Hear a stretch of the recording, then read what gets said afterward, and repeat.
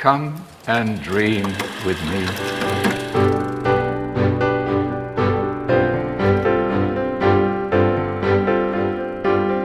Hello and welcome to What Do You Want to Watch, the Explosion Network's premier media podcast. We get together every week to talk about movies, TV, and online content and help answer the question, is it crazy that we're now at the stage of them adapting games inside of games? Yes, it is. I'm your host, Asher Hobley. Join me today, Dylan Blight. They're what?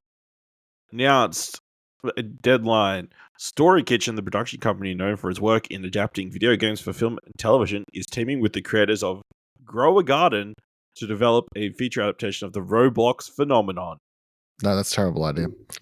They're adapting a mini game in Roblox called Grow a Garden into a movie. Okay. You know what they should adapt? Stronger laws to stop pedophiles from getting on there. How about that? God. Tell me, am I wrong? Am I wrong? I don't know if they adapt it, but they should adopt it. All right, on today's episode, we'll be talking about what's in our watch history, going over some film news, giving you some thumbs for trailers, and giving you this week's top three. Kicking things off, the big movie success of the week at the box office, Predator Badlands, the latest entry in the Predator franchise, the third entry directed by director Dan Trachtenberg, starring Elle Fanning, as well as Demetrius Schuster Kolomontangi. Unlike all the other Predator films, this one actually stars a Predator. We follow Dex, a Utaj? Is that his? I can't remember how the shit they pronounce it. Yucha? Yucha. I think, right? I don't know. Predator, who's going on his first hunt or big hunt after kind of being exiled from his planet. Crashes down on the planet and requires the help of a Welland Yutani synthetic, played by Elle Fanning, to traverse this crazy, deadly planet that he's crash landed on. I guess is the general premise. Dylan, what do you think of Predator Badlands? Loved it. It was really, really good. I think very quickly, I think like after the first 5 to 10 minutes when like set on the Predator home planet, and then once Deck takes off, and I think just within that 10 minutes, I was sitting there sort of just thinking, man, he's done it. He's already given me a reason to care, and that sort of answered my my main like worry coming into the movie, with long history of Predator and everything. It's like Predator's always the villain. How are you going to make me care about a Predator? Like what could really, like, how are we going to get there? And in 10 minutes, I was like, you know what? Yep, I'm on board. Cool. That's it. And then the rest was really, really good. I think it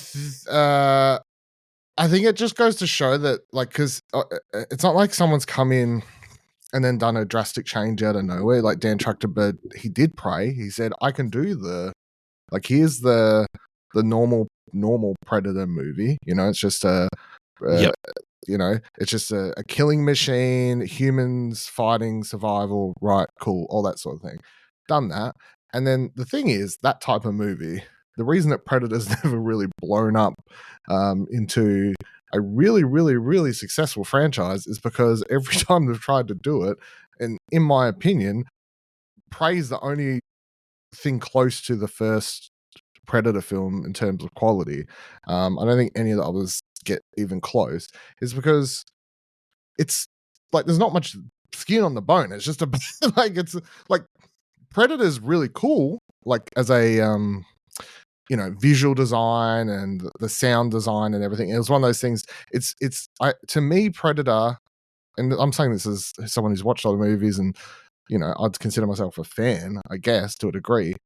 But it's very similar to, this might be a hot take, very similar to Boba Fett in Star Wars to me, where Predator is like, it's a character that the thing that looked really cool, sounded really cool, and all that sort of stuff. But then as they continued to give more films with more Predator stuff, it's like, well, that was shit. Well, that was shit. Well, that was shit. It's like, yeah, it was sort of cooler as a Diminishing one returns. off, yeah, sort of thing. So, I think being able, setting off, doing what they've done, and because I can't remember the other writing partner or the person that Dan worked with, especially was like, so between Prey, Killer of Killers, now Badlands, like setting up a larger Predator universe, especially between those, between Prey and Killer of Killers, which are just straight up normal Predator films, kind of. I mean, the other one's an anthology, obviously, but it's still just Predator killing people. Doing all that and then coming into this one and being like, all right, we're going to explore a different type of character and go, they're not all the same, but we're going to explore what the why are they just killing machines? Like what is there? What's the, like, we're going to introduce a cultural reason for that. And it's basically, imagine a planet of just dude bro like machoism to the 10th degree. Yeah, what if there was a planet of men influences? Yeah. What if a planet of fucking Andrew Tates, and that's that's the Predator, world you live in. That's the world you live in. One turns out to be to be a decent alien. And I think, but the other thing that and not to go on spoilers, but I do think it's also like, it's a really interesting choice too, because I don't think tying in the Yutani robots is let's just get a alien cross world thing going for the sake of it. I mean, people have always wanted those universes to succeed together, and the AVP films are. I mean, I watched them in high school. They're They're financially fun. successful. They were successful, but they're shit movies, right? People have always wanted these universes to succeed together. So I don't think it was just a let's throw it in and do it. But I do think there's, a lot of other interesting ideas in here where it's like the person who helps him on his road out of being able to see outside the red, I guess, it's a robot. And then that brings up lots of questions around, there's lots of interesting questions about the robots, the Wayland Yutani robots in this as well. I think about 3-Fort and all that sort of stuff that you get, sort of the sort of stuff that you have in the Alien films is in here, interestingly, at least a little sprinkling. It's interestingly the Alien Earth stuff that kind of talking about sense and what it is to be human and when is a robot not a robot, that kind of thing is also kind of floated on here. Yeah, I really enjoyed the film as well. I think it's really a really fun action movie on its basis, but yes, it is surprisingly emotional at times, in ways that I don't think anybody would have anticipated going in, unless you were you're like, oh yeah, and Dan Trachtenberg's going to make this a very different movie to what people expect. I think a lot of love needs to go to Elle Fanning, who is fantastic in this movie. The pretty much only human-speaking person, English-speaking person in this entire film, and carries a lot of the scenes, I guess, for fans or people who who don't get a lot from reading subtitles, but yeah, she not only gets to show off her action, dramatic muscles, it reminded me that she was on The Great for 4 seasons. Some of the comedic stuff she does in this is really fantastic as well, and one of the best young actresses out there at the moment, and she gets to play two sides of a coin, so as well. Yeah, well, I don't know if that might have been a bit of a spoiler because I don't think that was revealed in any of the trailers or anything, but because I was in the cinema going, oh, who's the sister going to be? Is it going to be some big name actress? No, it's her again. But yeah, I think really well shot, really creative. Obviously, was it Bob, the little alien friend they make along the way? Bud, yeah, just the Bud. Hey, Bud. Bud. Yeah. Bud. I mean, there is a joke, a sight gag. So, towards the end of this film, that might be one of the funniest things that I've seen this year, involving a raincoat. I mean, I thought talking about Bud, I thought that even the part in the middle of the movie where starts copying the Predator and doing it, and then when he lights up, not slight spoiler, but he lights up his fucking laser sword or whatever, and Bud's just lights a stick on fire. I mean, to me, that was quite funny. I mean, it's crazy that somehow the predator has been turned into, the dad who doesn't want the dog at the start and then comes to love the dog like more than anybody else in the family, Crazy. But yeah, really fantastic music. Score's really cool. Like, very. I haven't seen any of the Predator films, but I assume this is very unique to Very this. different. It's very different. Yeah. Very different. I don't think there's anything about this that's similar. Like, it reminds me more of a Star Wars movie than a Predator movie. I think is the easiest. Like, I think so. Music wise, vibe wise, yeah. Yeah, it's definitely that fantastical sci-fi more than anything else. Like, even the world is really interesting. Like, you've got this razor glass, all these crazy monsters that they encounter, and like, creatures that he picks up along the way. For people who were complaining that it wasn't R-rated, there was enough cutting and violence and action. The reason this film did not get an R rating is because there was no humans in this film. Thus, there was no human blood in this film. Thus, they could get away with a lot more. But yeah, I think really interesting take on the character and the lore and that kind of stuff. And I'm excited to see what they do next because they definitely tease a future for the franchise and these characters. So, yeah, go check out Predator Badlands in cinemas now. On the TV front, big release of the week. Pluribus. Created by Vince Gilligan, creator of Breaking Bad and Better Call Saul, starring Rhea Seehorn, the apparently very underrated, underappreciated, underawarded actress from Better Call Saul. Spoilers if you have only watched the trailers and have not read anything about the synopsis of the show.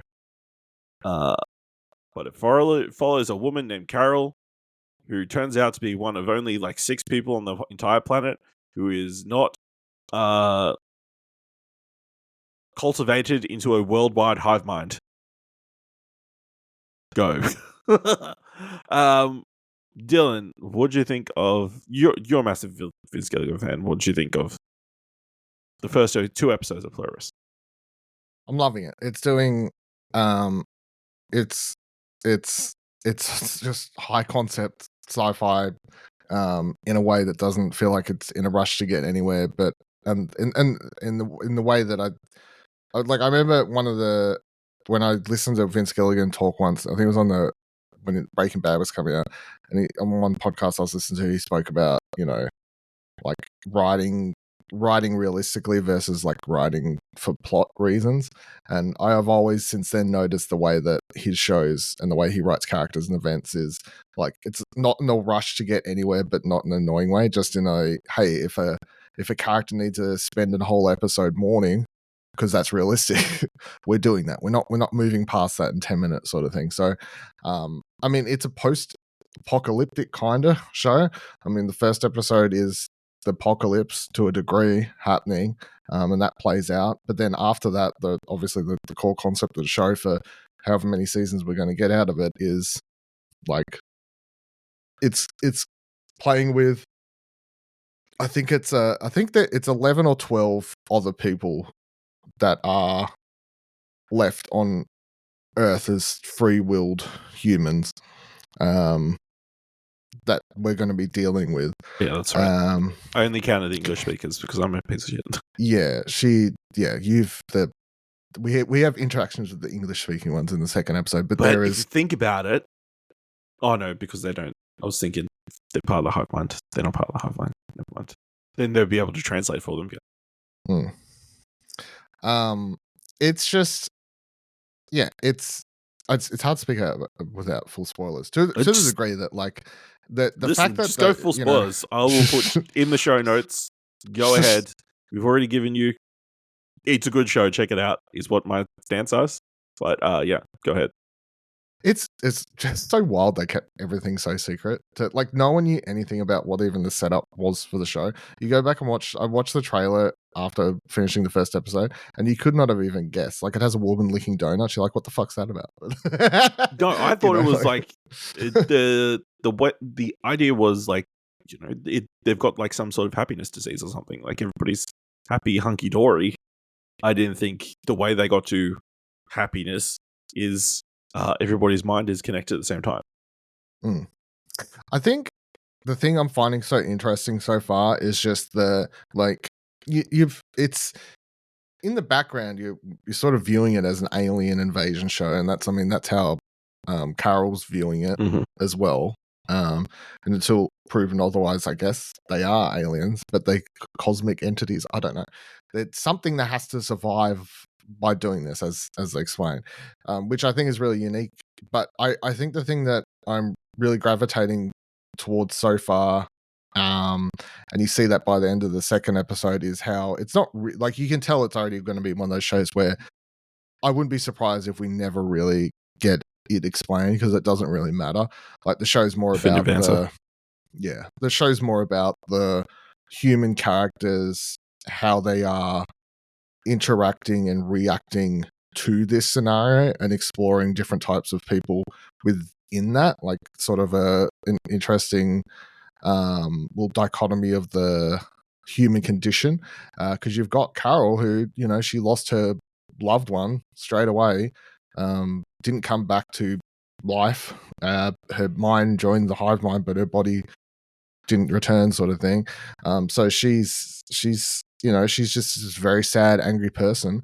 But then we've already seen we've got opposite ends of that. We've got the dude who's literally renting out fucking Air Force One and thinks it's the best thing ever, and having sex with all the women and whatever else. And we've got the groups of people who are like, they don't care, that they're just like shudders on believing that it's her son that's sitting there talking to her. And and then you have to like wonder why. Like, is that because the thought of it's too emotional that she just can't accept it for that reason, or can't fathom it?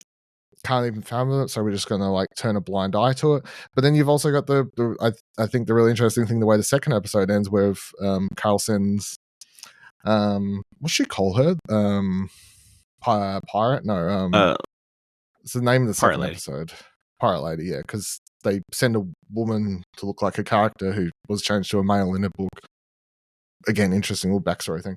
But yeah, the fact that she runs out to stop her because she's feeling bad for sending that person to be with that dude, and then she's now feeling bad. You can see at the end of the second episode and again, that's sort of reminding of like sort of, it's like a robot sort of thing, like like should she be feeling bad because it's just, I mean, they're all one person. Is she feeling bad for her, or is she feeling bad for the millions and billions of people inside? You know what I mean? But it's all the guy's having sex with. If that guy has sex with 10 women, he's just having sex with one. He's just having sex with the being. He's right? having sex with one woman and everybody at the same time. Yeah. So. Yeah. So when you think about it, that mom is fucking that kid. Yeah. Yeah. Yeah. Literally. I mean, it is such a big idea. Yeah. The only other thing I'd say before is that the cinematography is very, very good. It's Gilligan continuing his like setting in Albuquerque, that very like deserty setting that he loves for all his shows and stuff, like locations. Ray Seahorn's very good, obviously. Give her the Emmy. My train begins now. You go. I think it's too early to give her the Emmy. I think the character is very unlikable in general. So, does that kind of character win Emmy Awards? I don't know. But yeah, I think, such a really interesting idea, a core concept at the center of the series that, to explore the kind of idea of being human, what's human, like, and the idea that nobody is. It's kind of weird that nobody else is on Carol's side, that this is weird and kind of the end of humanity as we know it. Like, I feel like as you're watching this thought exercise, you're kind of putting yourself, as you're watching the episode, you're kind of doing the thought exercise of yourself being in this situation, or like what a world like this would be like. And the more I think about it, the more things I'm like, the things that will never get made again. Like she is an author, an author of Shitty books. romance novels or whatever, but she's got this big serious book that she wants to write and finish up that nobody's ever seen, and nobody's ever going to read that, really. Because what's the point? This is a world in which movies will never get made again. There's no reason to make TV, no reason to make news, because everybody knows everything at the same time.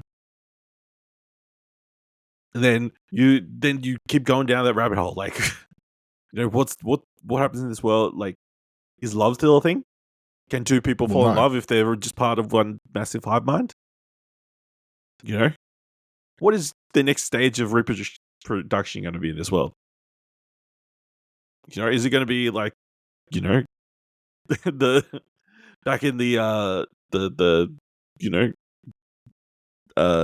early America time with the slaves, where they'd force the best, strongest slaves to go together, that kind of thing. It's like all these kind of things going through your head, and they're kind of, telling this story in, I'll admit, maybe a little bit self-indulgent way. Like, do we need to see Zosia go from the middle of picking up dead people in the middle of the city to flying a plane all the way to Albuquerque? Probably not, but he's got that Apple money, so you might as well spend it.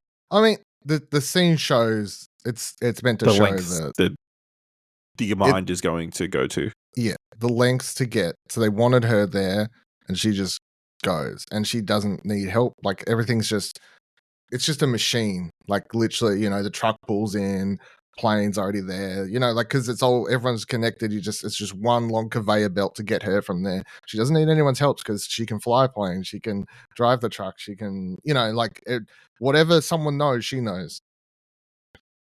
But that sort of scene also is the stuff I like, because that is very Breaking Bad and Better Call Saul. They love a drawn out scene to like that sort of thing. I mean, one of Breaking Bad's most famous episodes is called, like, literally about them trying to catch a fly for 45 minutes. So let's yeah. It's just very fascinating world.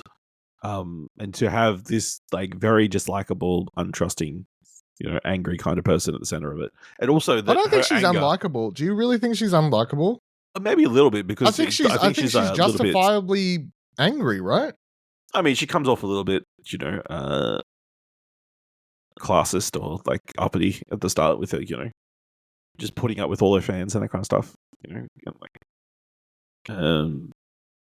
I think there's an air of her feeling like she's better than everybody else, or better than the world she's kind of living in. But I didn't take it that way. I just took it as she hates the book. That's true. It pays the bills, but she's acting she's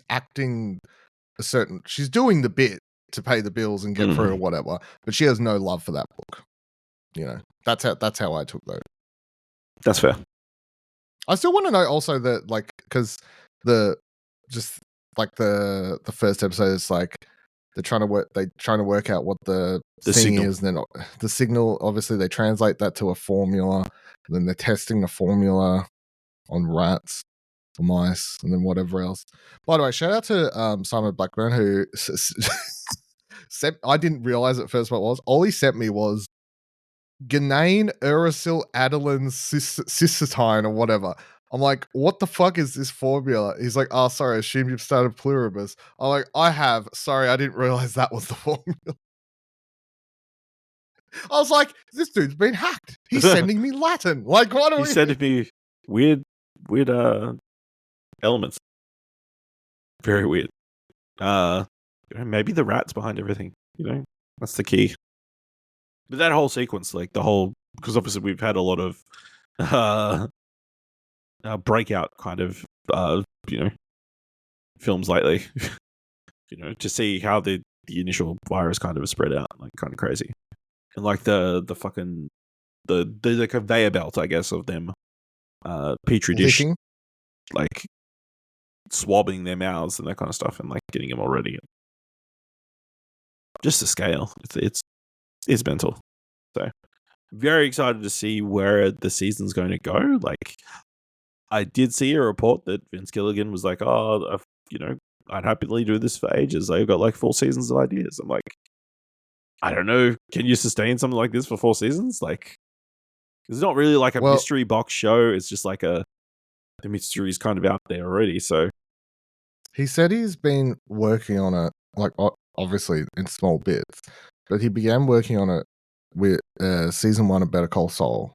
There was an interview I was reading where he said the idea first, it was like when they were shooting the pilot of Better Call Saul, he had the idea. And at the time, the pitch in his head, or the random thought he had was, what if a man was the only person left and everyone was trying to please to make him happy, or something. Like he said that's what the original like thought he had, that he started exploring, and that's what ended up coming here. But he said that he's been working on it, so that's a long time, like Better Call Saul season 1 to when this finally happened. And he said he got like, by the time they got to the second season or whatever of Better Call Saul, he was then like, at that point he'd fell in love with Ray as a actress, and then he began like, no, fuck the man thing, and she's playing the role now. But like, also, I heard that he realized it got very corny very quickly. He just wants to It's get her like, an what Emmy. if that other and, character was the I main can, character? Yeah. I can appreciate, All right, yeah. So, Seahorn for Emmy. Hashtag. They're going. I checked out one of the films we watched the trailer for a while ago. The Threesome, which is available now on Prime Video. Starring Zoe Deutsch, Ruby Cruz, and what is the name of the dude? Not really that important. John Howard Kick. So Jonah plays a guy called Connor who has been pining after this character played by Zoe Deutsch, Olivia.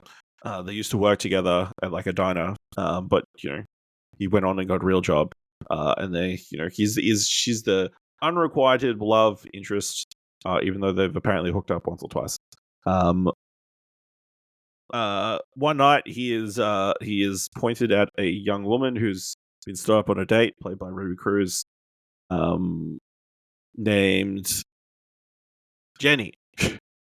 And because Jenny takes an interest in Connor takes an interest in Jenny, Olivia kind of is jealous, I guess is the best way to describe it, and kind of inserts himself in their conversation, and they all hang out together, and then one thing leads to another. They all have sex. Cut forward several weeks, they're both pregnant. Thus the story of the threes. And yeah, then it becomes this weird and wacky kind of pregnancy story of these two women deciding if they should keep them or not keep them. What's it mean? How's he meant to juggle having these two babies on the way? And he is still trying to have a relationship with Olivia. But then, how is she supposed to be with him when he's got another woman pregnant at the same time, and trying to support him, wanting to support this woman at the same time having this baby, not let her do it on her own. Yeah, I had a really good time. I think everybody in the film is really, charismatic. A real joy to see on screen. Jabuki Young White plays his best friend, his gay best friend, who's just kind of enjoying being around and dealing with the drama. And yeah, it surprisingly goes in twists and turns that I was not expecting. But I think they're not trying to make this like a love triangle kind of film where it's like, which one of them will he choose? It's like he's got a clear preference. It's very clear who he's trying to get with. And it doesn't try to keep you guessing in any regard. So, yeah, just a really interesting rom-com, I guess. Like, that should let you know that you should not lie about contraception. That's the major takeaway from this film, because that becomes an issue several times. Just to be honest. Dylan, you checked out one of the year's comedy success stories, One of These Days, starring Kiki Palmer and Sia. No. And SZA. SZA. Do you watch this? Yes, I watched it earlier in the year in cinemas. Thought you did. Yeah, I really enjoyed it. I thought it was a lot of fun. The the core story here is that so Kiki Palmer and SZA play these friends. They live together. The movie, it's set up. It all takes place in a 24-hour period. That Kiki Palmer's character is going for a job interview later. She worked the late night shift, so she's getting picked up. She's finishing work at like 7 a.m. at the start of the movie or whatever. And then when they get there, then their rent hasn't been paid because this is character decided to give the rent to her boyfriend, who is an idiot, and he's stolen the money to start a t-shirt business that is definitely not going to go anywhere. And then all along this, so now they're trying to get the money so they can pay their rent, or else they're going to get kicked out at the end of the night. And then they also need to do all this so she can go to a job interview. And along the way, they piss off some people who are then chasing them. And then there's even they piss off someone else further at the end of the movie. So then they have to pay them as well as making the money to pay the rent and all. Yeah, it's just this whole thing. It very much reminds me of the Friday films, which I think I said when I watched. I think that's a common comparison to it. Not in a like, oh, it's the Friday It's black films, people. but females. It's black people. No, just the well, yeah. I mean, look, to be honest, I mean, obviously, it's a 24-hour period comedy that Black stars. experience. Yeah. It's funny. It's all got some wild, interesting characters. All takes place in a sort of a block or an area where it's like everyone knows everyone, or like friends and all this sort of stuff. Which you haven't watched any of the Friday films, have you? Not that I can recall. No. So it's like the first one is like mostly them sitting on the porch. Like it all takes place from like the one house, but then like the other ones take place in like a larger area, and they usually all take place in like 24-hour period or a day as well. So it's just like that's I think another interesting part of it. I thought it was very funny. I think there's some good gags in it. I think Cat Williams' character, who suddenly can make it everywhere at any point where he needs to be to make a gag throughout this film, is quite funny. I'm like, how's he always there just to make a joke? Like, but his character's just always there.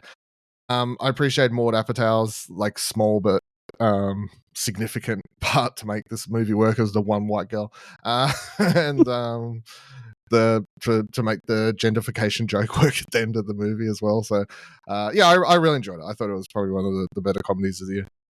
Well, absolutely. Straight comedies, I guess. Yeah, just like normal comedies. No slash. Nah, just a buddy comedy thing. Yeah. SZA and Kiki Palmer, crazy chemistry together. Yeah, they're very What a pairing. All right, you checked out a couple of true crime documentaries. Talk to me about The Black Widower, The Six Wives of Thomas Randolph. I think everything I've watched until think they're on you played HBO out Max. something I forgot. They're all HBO Max. I was exploring HBO Max a bit. This is what else. I think any of these are recent. They're all released the last couple of years. But the Black Widower one is about this guy who I think he's been like married. He's been married like 6-7 times, and like 4 out of 6 of his wives died. Hence the title. And you find out the documentary starts with him in jail. So he's in jail, but he's like yet to go to court, and like the court cases, find out what happens is sort of the end. They're interviewing him and stuff, but it's like his current wife, his most recent one, 6 or whatever it was they come home, and his story is there's a guy on the inside who shoots and kills his wife, and then he shoots them, except for none of the crime scene adds up. And then police thing are like, yeah, but also like he nearly went to jail like 20 years prior for his wife dying another time, and he's been married all these times, and every time he gets a wife he has like 6 billion different life insurance policies out on all these wives and all this, like all this. It's just very weird dude. Interesting doco, I guess. He's spoilers, he ain't getting out of jail, so at least that's good. Also, there's a dude in this who, and this is the part where you're like, how the fuck did this not come out? But the case he originally got, he got out of years prior to like where the doco picks up, this dude was like testified and said he was talking to me and was like, I will pay you to kill my wife at the time. Like he was basically trying to, and the dude testified and said it all and whatever else for the case. But because it ended up getting thrown out of court because the trial was for a different wife, but he'd been offered to kill a different wife. So then they threw it out as like, evidence not contrary to the case that's currently on trial. And then it gets retried and then he gets off with it. And then this dude's like scared for his life because he's like, oh my God, this dude's going to find and kill me now. And all this. Yeah. One of those things where you listen, like, how the fuck, like, how's that not applicable to this case? It's a wife. Like, we're talking about the murder of one of his wives and he's talking anyway. Yeah, it was interesting. All right. And then you also watched A Body in the Snow, The Trial of Karen Reed. Yeah, this was I quite enjoyed this one simply because I guess she's on trial for she's been accused of killing her boyfriend, who she says she drops off at a friend's place. He gets out, walks up to house or whatever, and she just drives home. Comes back to pick him up next day because she hasn't heard from him. His body's on the ground in the snow, dead. The prosecutors say she like hit him with the car when she was taking off because she was drunk, more or less. But the interesting thing with this one is that there's lots of footage with her and her lawyers because somehow, I don't know if it's just because the timing was the best or how it worked out so fast, but they have the camera crews there, like you've got footage of all her with her lawyers sitting in hotel rooms discussing the trial day by day and all that sort of stuff. Because she's not in jail during the time, I guess because she's a white lady and not considered a flight risk. I don't know, like it's what's the but there's an element of her defense are basically throwing it out as a conspiracy theory because her boyfriend was a cop, got dropped off at the cop's place, and her defense turns into this whole like, oh, something happened in the house, and then like the cops are all working together to cover it up and all these elements. It's definitely one of these ones where by the end of it, I'm like, I think every single person in this is lying one degree or another. I don't think I believe anyone, but at least it made for a interesting trial / doco to watch. It's just interesting because I felt like you'd talk about this before or it'd be mentioned before. But yeah, it doesn't look like it. That's the only documentary so far, but Netflix have already announced a documentary on the same subject matter. So, well, apparently it was a huge media storm, and I mean, yeah, when she walks in, they have footage every time she walks into trial. It was one of these ones where it like turned the town on its head, sort of thing. There's people there lined up, hundreds and hundreds. Free Karen, like she didn't do it, like so. They don't know her. They just for some reason, like it turned into a media storm frenzy, and then of course the mum of the boyfriend who passed away, she I mean yeah, rightfully she gets pissy that when at the end when they're all deliberating the jurors, the crowd outside like chanting for free her is so loud that she's like they would have been able to hear it, and that you're not supposed to be able to outside means conflicting the views and stuff like that. So, yeah, apparently it was a huge media storm. So, no, it doesn't surprise me they haven't tried to turn it into a straight up movie yet or something. Well, I'm sure they will. Don't just wait. We just need to figure out. And there's a crazy part of the trial where I'm like, I don't know how this cop ever thought this was a good idea, but he's like, they read out his text messages where it's like hours after the finding the body, and he's like saying stuff like it's probably her nice ass but she's a fucking bitch, like like all this, like, and he has to like read it out, it's the most like disgusting, awkward, just, and then by the end of the show it's like he was fired from the police force. It's like, yeah. Like yeah, that's everything in our watch history. Let's move into a little bit of film news. And a big local announcement this week. After years of deliberation, it looks like the Australian government will be implementing local quotas on streaming platforms. Reading from the blog TV Tonight, the Labor government will finally introduce an Australian content obligation on streaming services. Legislation to be introduced in Parliament will mandate streaming services with more than 1 million Australian subscribers will need to invest at least 10% of their total expenditure for Australia, or 7.5% of their revenue, on new local drama, children's, documentary, arts, and educational programs. It's well less than the 20% that has been sought by industry players, and more than a year later than it has been due to commence. Minister of the Arts, Tony Burke, said, "We would never underestimate how important it is to Australians to see themselves on screen. It helps us better understand ourselves and our neighbours better, and allows the world to see us. We have Australian content requirements on free-to-air television and paid television, but until now, there has been no guarantee that we would see our own stories on streaming services. Since their introduction in Australia, streaming services have created some extraordinary shows. This obligation will ensure that those stories, our stories, will continue to be made. These platforms are having no problem getting their content into Australia. With this legislation, we'll be able to ensure that no matter which remote control you're holding, Australian stories will be at your fingertips." Minister for Communications Annika Wells said, "We want to make sure no matter what platform people are watching, Australian stories are part of the experience. Many streamers are already producing great Australian shows like Apple Cider Vinegar, The Narrow Road to the Deep North, and Boy Swallows Universe. This announcement makes sure that shows like these continue to be part of our national identity. I've been to Ludo Studios, where Bluey, a Brisbane and Australian icon, is produced, and spoke with the co-founder of Ludo Studios and Screen Producers Australia about the importance of locally produced content. Real Australian content like Bluey matters. It connects to us, who we are, and shares with the world, which is why these laws are so important." Obviously, Dylan, it's been long speculated that we would get quotas introduced. What do you think of them introducing, and have they gone far enough?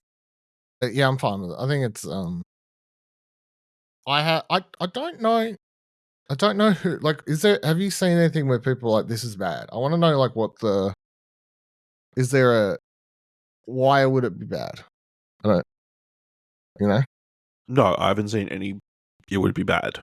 Because, I mean, at the end of the day, to me, I just think maybe there is a fear that that these streaming services will like turn around and go, "No, we're not going to do it.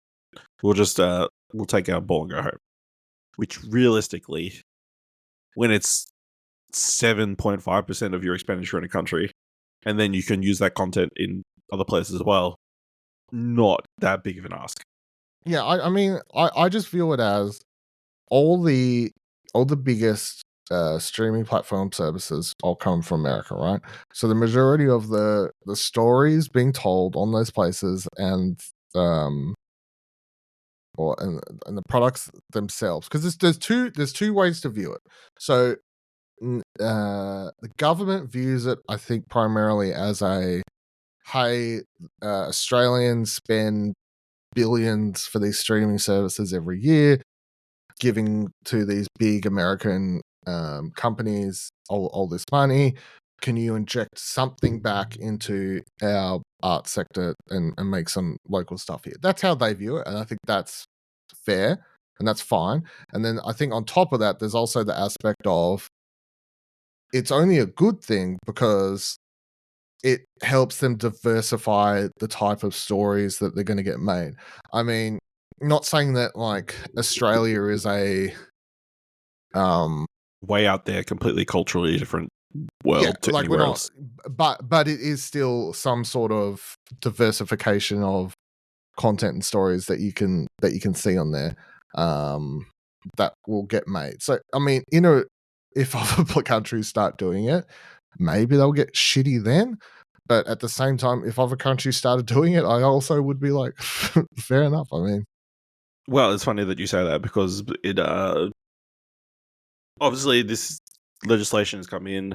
I was going to cover a story last week, but we're running very, very long, about the Save Australian Stories campaign that was pushing for the actual legislation to be put in, because obviously they promised it during the election last year. Still no commitment had been made mostly because of the state of America and the concerns about how they would react to Tariffs. the implementation of quotas and that kind of stuff. But there are a lot of other countries that do implement quotas on streaming services. Reading from their chart, France requires 20 to 25% of revenue, Italy 17% of revenue, Spain 5% of revenue, the Netherlands 5% of revenue, Canada and Denmark also about 5% of revenue quotas. I think probably the interesting thing there for everywhere except potentially Canada, they're all non-English speaking countries, so that kind of makes sense that you would need them to make that all adds up too, because where's all these Denmark shows on Netflix come from? I'm like, oh, there we go. Yeah.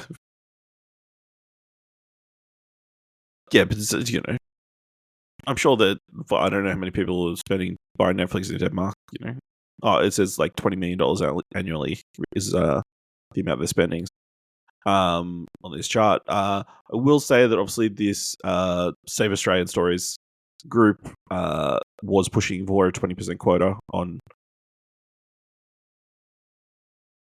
for the streaming services, and they've come out with a bit of a scathing statement.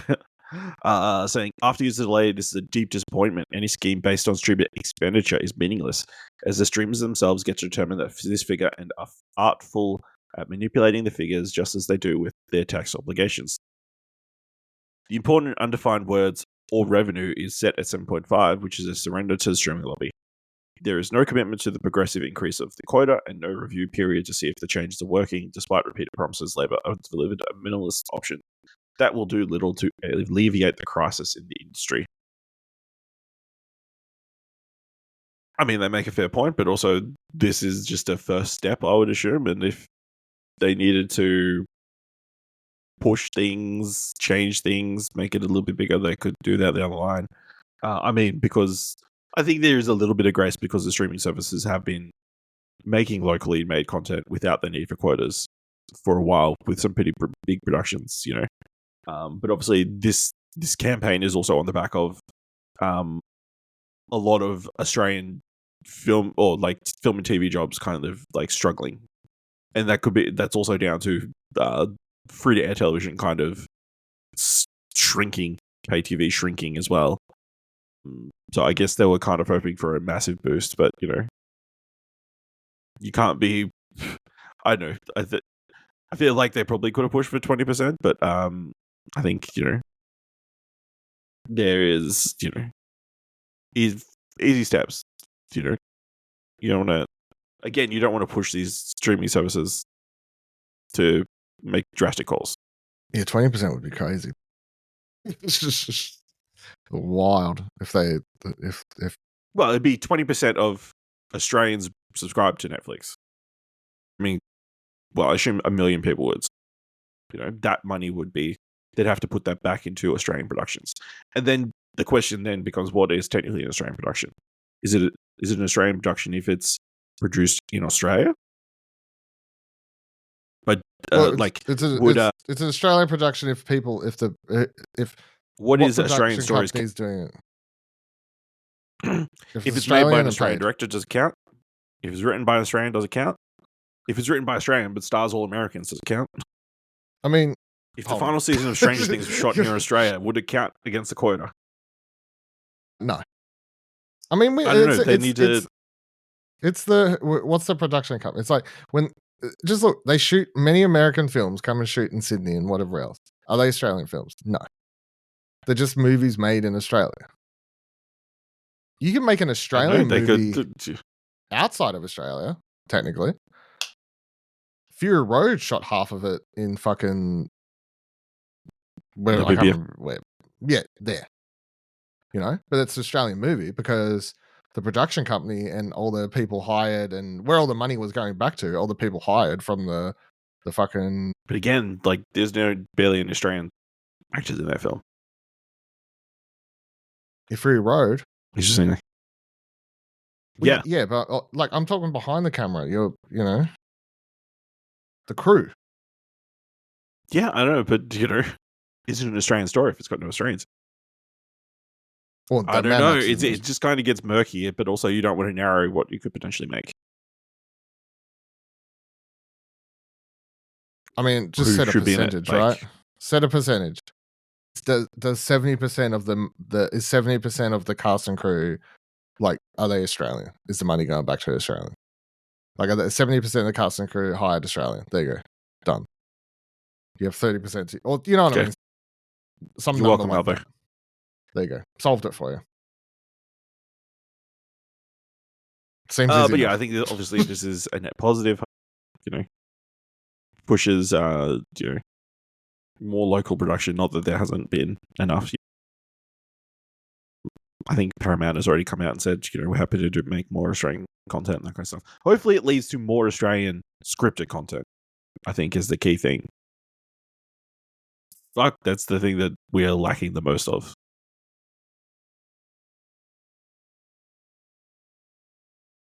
Yeah, and hopefully it just isn't all Australian procedurals of American concepts. Well, no, or, what I or need Australian is remakes. I need Australian shows that aren't about super depressed people having mental health crises or crime, because that's like the two go-to genres. Just a bunch of true crime documentaries. No, just like biopics. Yeah, some shit about the fucking, I don't know, Underbelly season 27. You know what I mean? Like, yeah.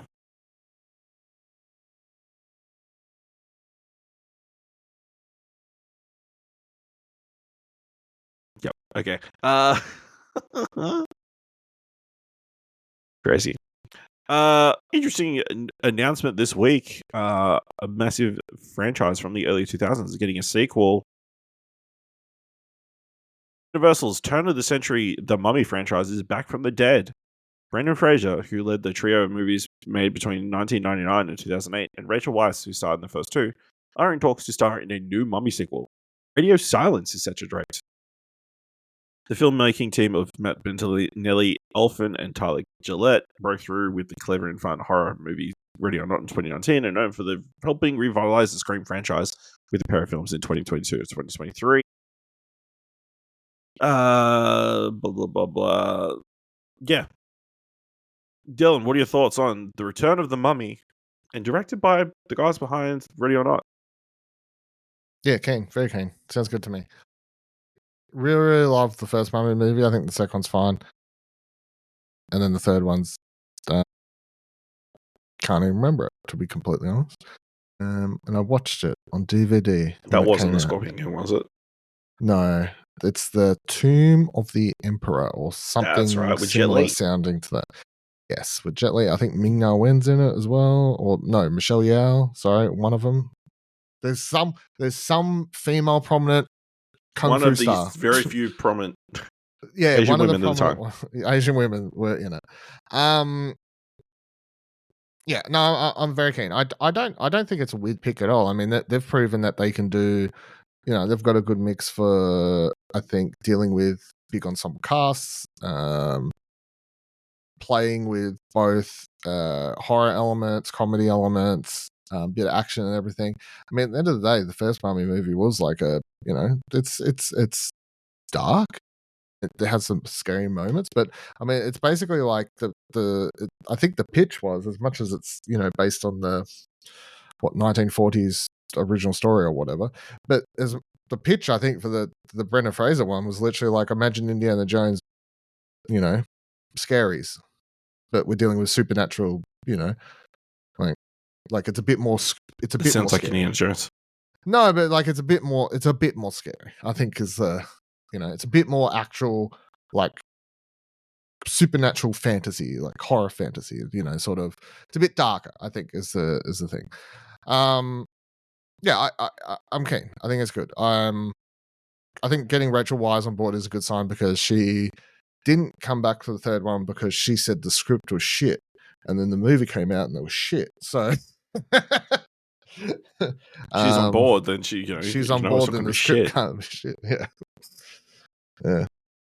Yeah. I mean, I have not watched any of the Mummy movies. I am shocked. I feel like I've seen Scorpion King, just because I know of the Scorpion King and The Rock. You've literally watched the worst, or what? It's not even like you've watched That doesn't count. That doesn't count for anything. That's just watching I don't trash. know. We will inevitably do a rewatch because obviously this is a weirdly massive franchise or beloved. But yeah, I mean, great timing. Brendan Fraser back on the rise, acting rise. So, makes sense to You know cash who in. I reckon they should put in this? I reckon they should cast Melissa Barrera in this. Maybe. You know who it should cast in this? Actual Egyptians.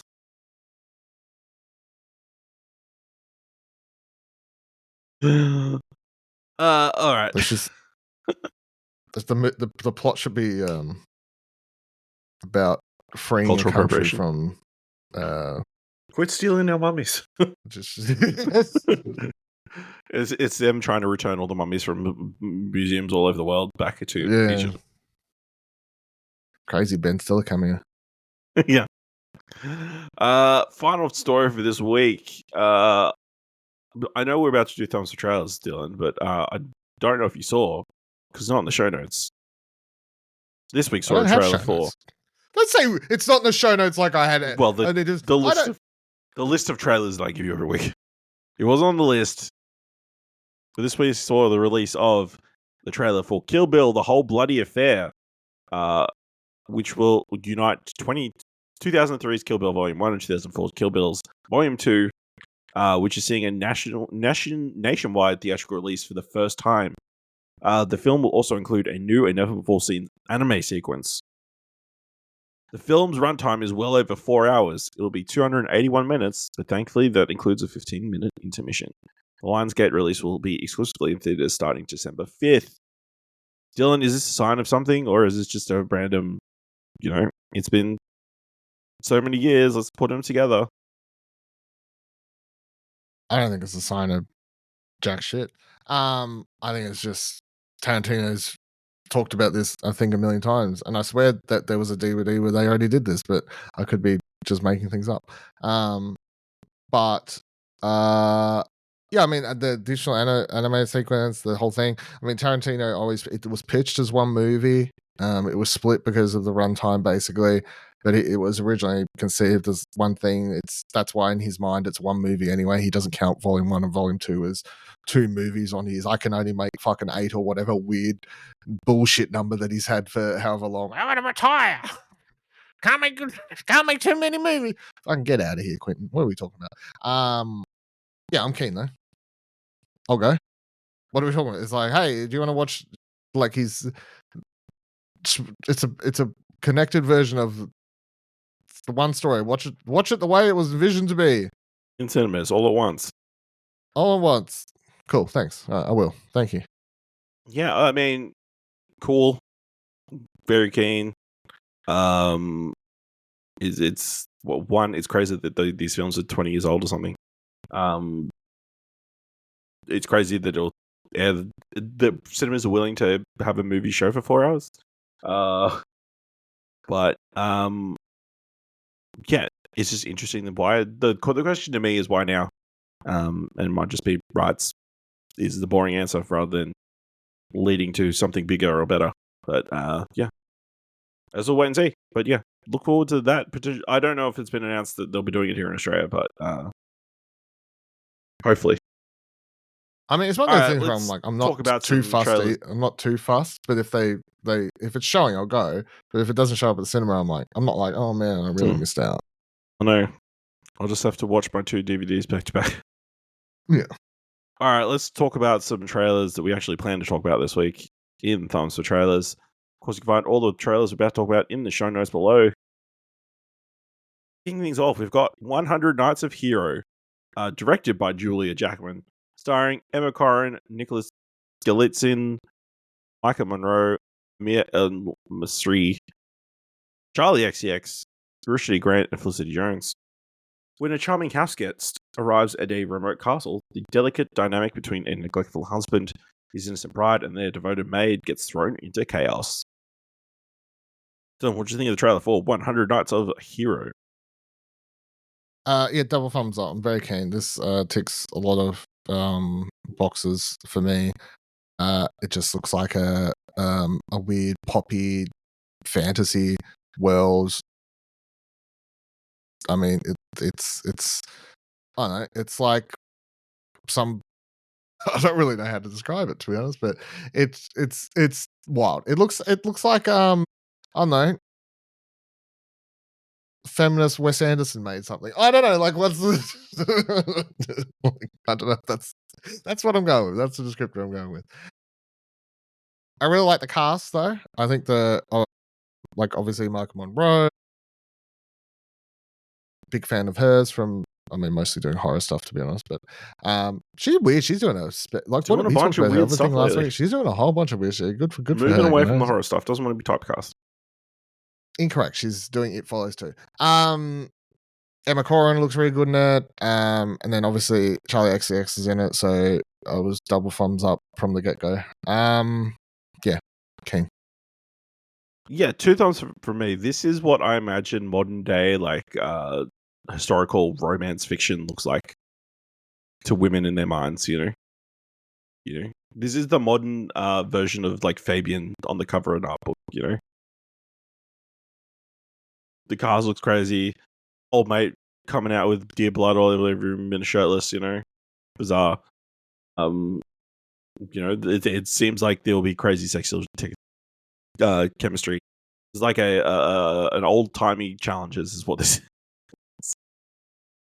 You know, Old timey Emma challenges. Corrin trying to stop just trying to cockblock this dude for 100 days apparently, or something like that. You know, so very interesting concept.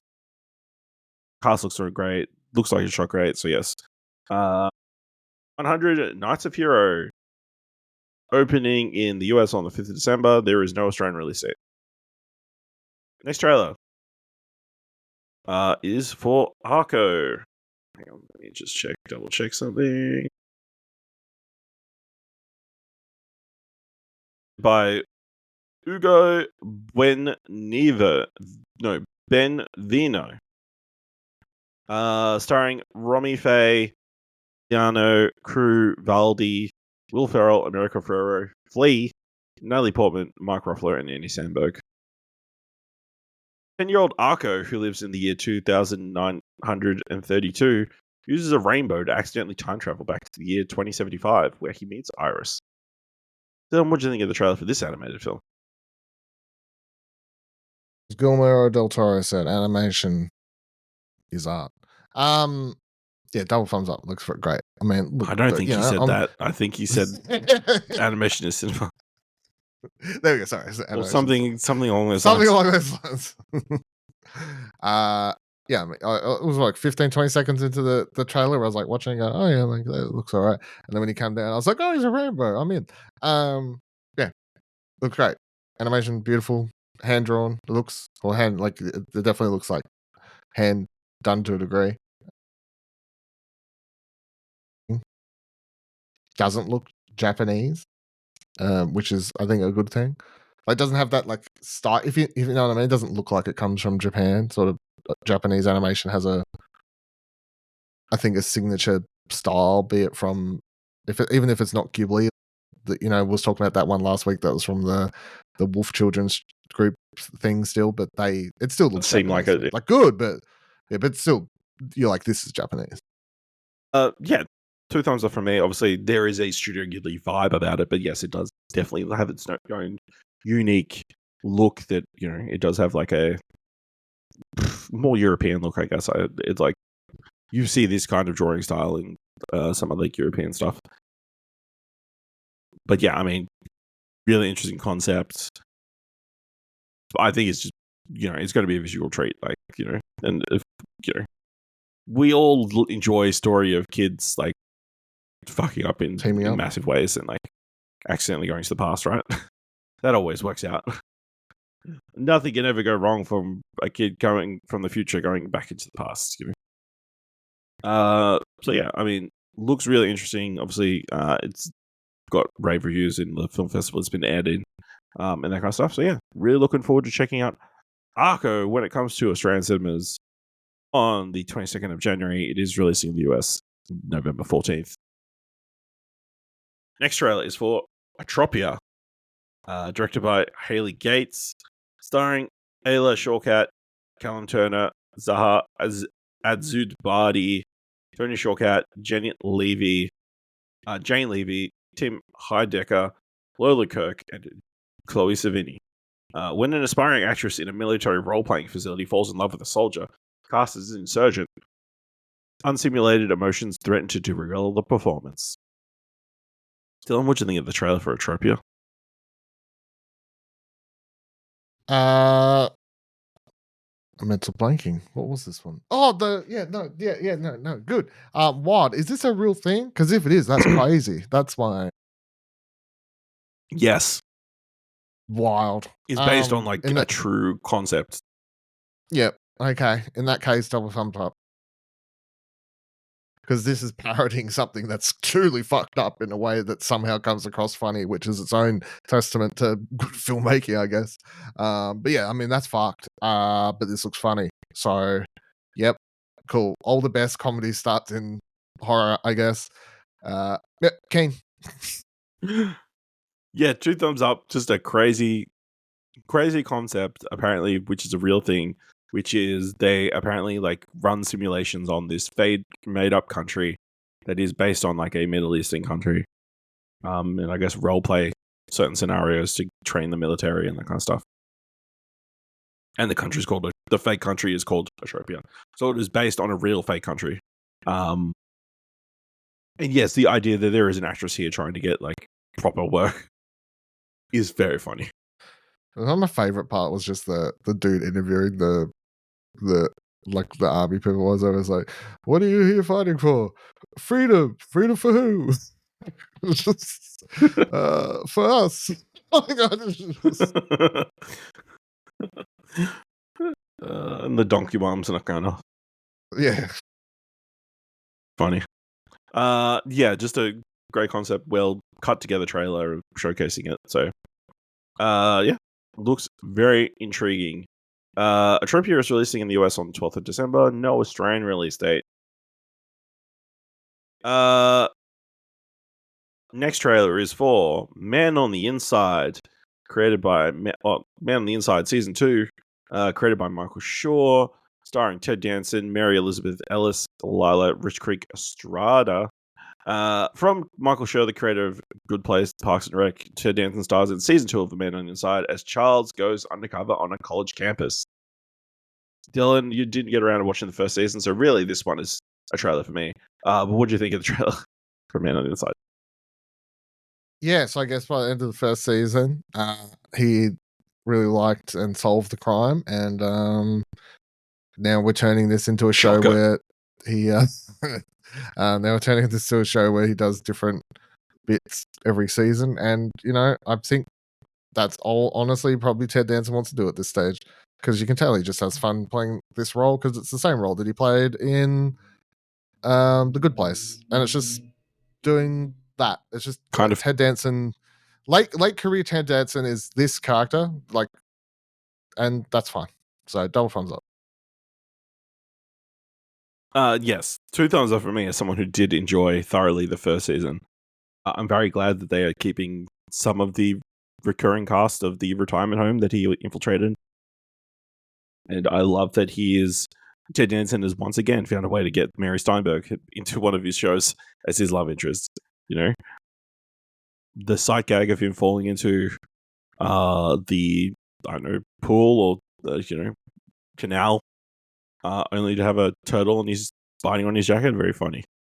Very, very funny. Just delightful. And the fact that it is not very far away has me very excited. So it's one of those cases where I'm glad that they kind of left these trailers till very, very late. So yeah, Man on the Inside. It's coming to Netflix 20th of November. Last trailer for this week is Oh, What Fun. Directed by Michael Showalter, starring Michelle Pfeiffer, Felicity Jones, Grace Moretz, Chloe Grace Moretz, Dennis Leary, Dominic Sessa, Daniel Brooks, Devery Jacobs, Havana Rose Leo, Maud Apatow, Jason Schwartzman, Eva Longoria, and Joan Chen. Claire Clouster is the glue that holds her chaotic, lovable family together every holiday season, from perfectly frosted cookies to meticulously wrapped gifts. No one decks the halls quite like Claire. But this year, after planning a special outing for her family, they make a crucial mistake and leave her home alone. Fed up and feeling underappreciated, she sets off on an impromptu adventure of her own. As her family scrambles to find her, Claire discovers the unexpected magic of a Christmas gone-off script. Dylan, what do you think of the trailer for? Oh, what fun!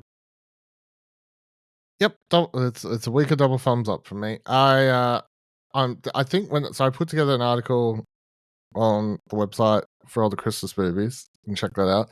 And from all the ones putting that together, this one stood out as the one that probably had the biggest ensemble named cast. Like there's like it has a crazy ensemble. Yeah. So, but also it was like a testament thing to me where I'm like, years ago, this would definitely have been in the cinemas, but it's like, what Christmas movie is coming to the cinemas this year, guys? Nothing. Like, nothing big anyway.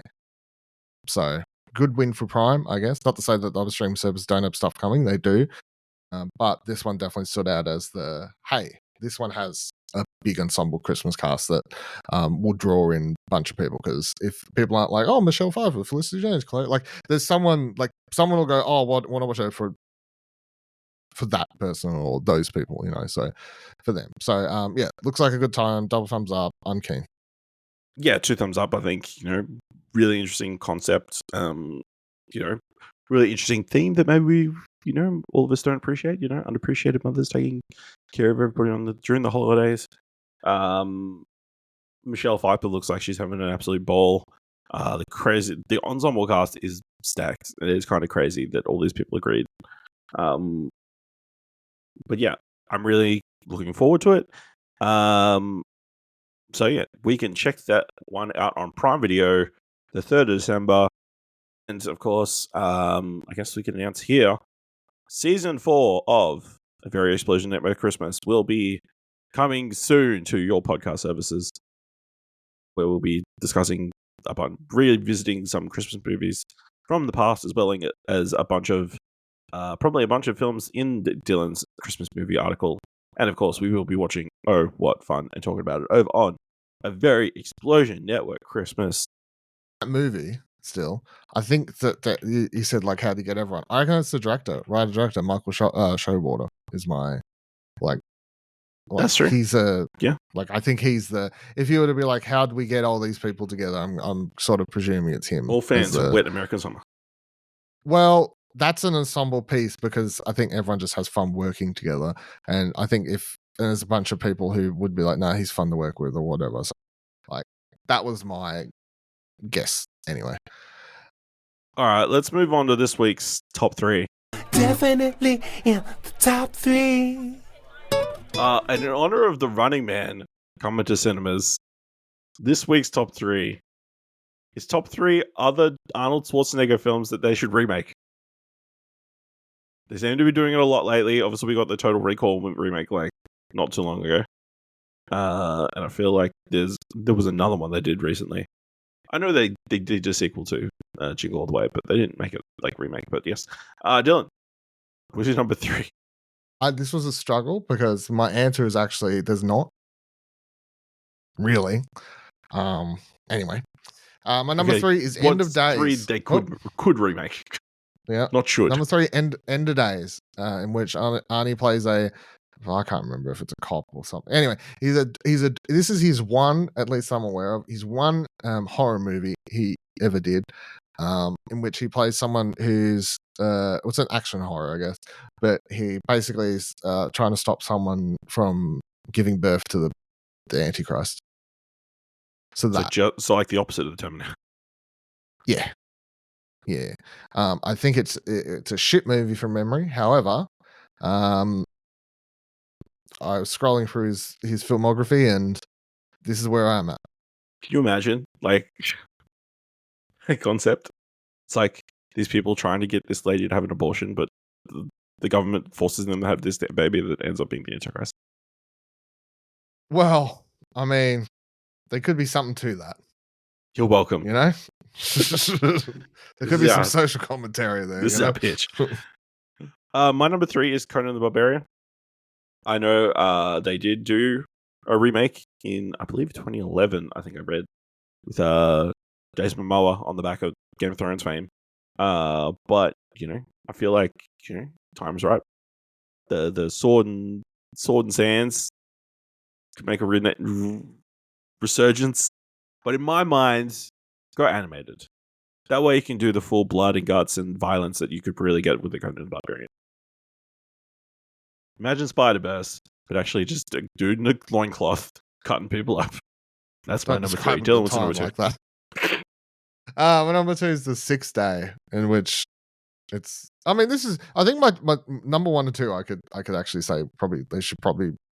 If they, I'm surprised they haven't tried to remake the number 1 and 2 on my list yet. But this is a film in which basically Arnie plays a dude who one day runs into a clone of himself, and then he begins to unravel a conspiracy theory where the government has basically cloned people without their permission. Again, I feel like it's prime social, because in my mind I was like, all right, you do this movie now and it's all the apps, all the Facebooks and everything, AI, it's drawing in your data, and then they use that to create a clone of you without you knowing, or it's in that T's and C's that no one agrees to. Done. There you go. Whoever wants that, take it. My number 2, Kindergarten Cop, but now it's just a drama. Okay. Yeah. I mean, Fair you enough. could go the comedicus route as well, but you just use the name, and it's just a school shooting show. It's number 1. My number 1 is probably my actual only one that I'm like, they should remake this, which is The Last Action Hero. Which is the concept is that a kid is, I haven't watched it so long. I think he's drawn into the center of the screen or something, or is it? He's drawn into the world of where Arnie plays a character who's an action hero, and it's basically the whole movie like sort of romps up action movies and stuff, and that's why Arnie was sort of cast in it. However, I do think that Arnie's sort of didn't do a great job at playing the part. I think it's a really good idea, and the movie is sort of fun and everything, and it has some it has a lot of standout parts. I don't think that he's the best part of it. So I'm surprised I haven't tried to remake this though, because it is the sort of concept you could just do again still. And I'm surprised I haven't tried to do it with The Rock or something, I mean, it'd be Jason Statham, right? Well, Jason Statham. He is the last action hero. Yeah. Yeah. My number 1, Junior. A film. They're doing a sequel though. No, they're doing the sequel to Twins. Oh, Twins, right. Yes, Junior's the one where Arnold Schwarzenegger is a pregnant man. Could you imagine that story in 2025? How that goes down. I don't think I've actually watched Junior, and I'm good, I think. Probably good. I love that you picked all these action movies and I picked all these weird comedies. No, that adds up.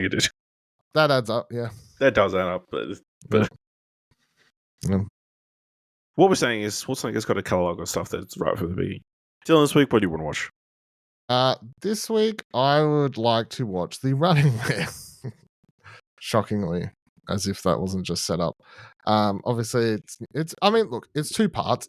You can go into this as, I don't know anything about The Running Man, and you're excited to watch it because it's a new Stephen King adaptation. You're excited to watch it because it's a new Edgar Wright movie, or you're excited to watch it because the first version of the film they did with Schwarzenegger is pretty rough. Although you watch it and go, a lot of cool ideas here, but did you make this on $15 and Arnie isn't a great actor? So I mean, at the end of the day, I feel like most people going to the cinema this week to check it out. I assume at this stage most people are either going in because it's been promoted as a new Edgar Wright movie, and I think Edgar Wright movies, like, he's a prominent enough name. Like even if you don't know the name, I think the marketing, director of Hot Fuzz, the director of Baby Driver, like, that'll get people in. Or obviously Glenn Powell's, like we've talked about before, how he's like one of the only movie stars I think at the moment. I think he can draw people in to watch it. So yeah, pretty keen to watch that. And then my TV show pick is I saw it before, now I forgot. I want to check out DMV on Binge, which is a Some American. Did you just call me son It's of on a binge. bitch? Yeah, it's on bitch. Yeah, okay. I thought it was on Stan. Yeah. That's all. No, it's on binge. It's a what do you call it? Workplace comedy. Set in Mhm. America, obviously. In DMV. What's the equivalent here? Where like a service? Would it be like Transport working at a of motor service? Registry. Yeah, The TMR. yeah. But the series stars Harriet Dyer, who is the one of the co-stars of Colin from Accounts, of course. So it stars an Australian, not an Australian series. Just to clarify the rules on that, American show still. Just stars an Australian. Yes. I will say this is when I look through a list, like it's a surprisingly stacked week for content coming out or films and stuff. There's a lot. There is a lot of stuff I actually want to watch films. this week. There's no way it's all going to show at my cinema though. But there is a lot of movies coming out this week I want to watch. Yes, so I'm sorry to admit that Now You See Me, Now You Don't is the film that I did really want to see.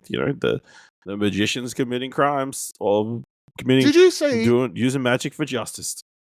Did you see that clip of Woody doing a magic trick on Hot Ones? No, I'll have to go. I don't know. I don't know if it's all a bit. It doesn't matter. I choose to believe the magic. But he does a magic trick for what's the host's name? I can't remember his name.